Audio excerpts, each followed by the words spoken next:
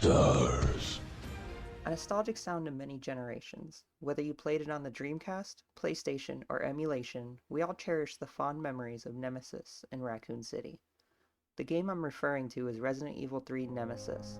Originally developed as a PlayStation exclusive spin-off, it ended up replacing Code Veronica, which was the Dreamcast exclusive, as the third installment of the franchise.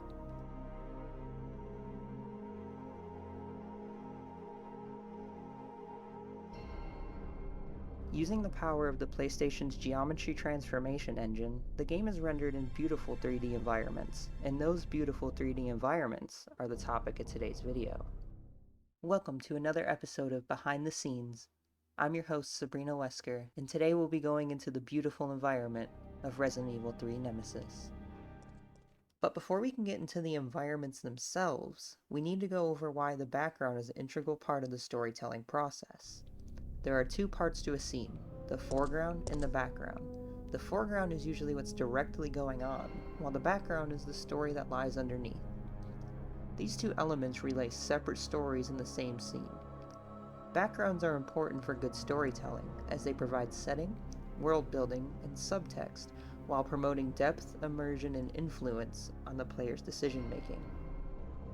So now we know what backgrounds provide to storytelling. But how do the environments in Resident Evil 3 Nemesis provide those elements to the gameplay? We'll be starting this journey in Raccoon City, the iconic destination at the center point of the Resident Evil franchise. When you first step out into Raccoon City for the first time, you're greeted with an urban 90s Midwestern town. Windows are boarded up, the streets are empty, and there's a slight uneasiness about. If you didn't know before, you can already feel what's going on. Take this compared to Resident Evil 2. You get much more world building for Raccoon City. This drags you into that ghost town feeling, making you nervous at what's beyond those next doors.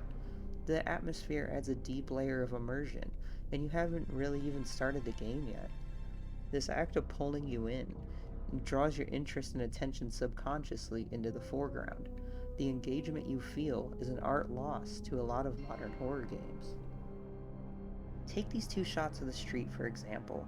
A quick look will see the boarded up doors and blood, but what lies beyond? The dimly lit streetlights, murky gray sky, the broken glass? Families using their child's bicycle for barricades. This depth to the scene adds subtext that really makes you understand the struggle families faced, the gritty horror that is the apocalypse.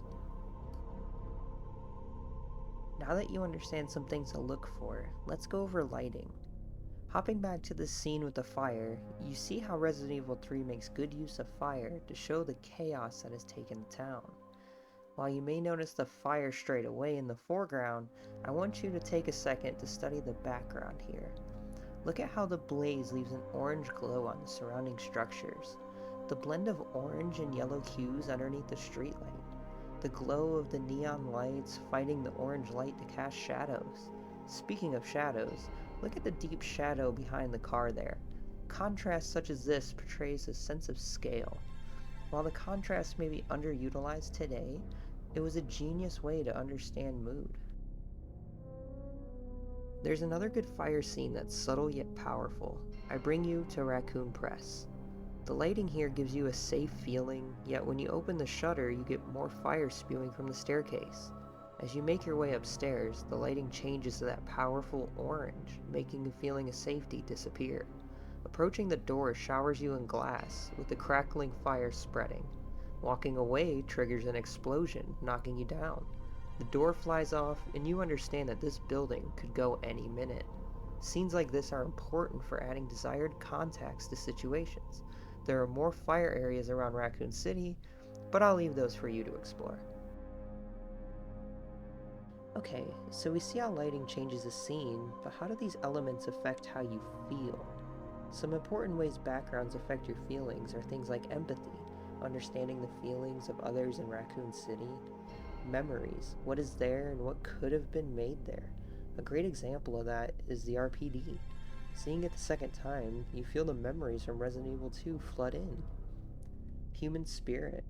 You see the struggle of the human spirit and stuff like barricades and corpses. Symbolism.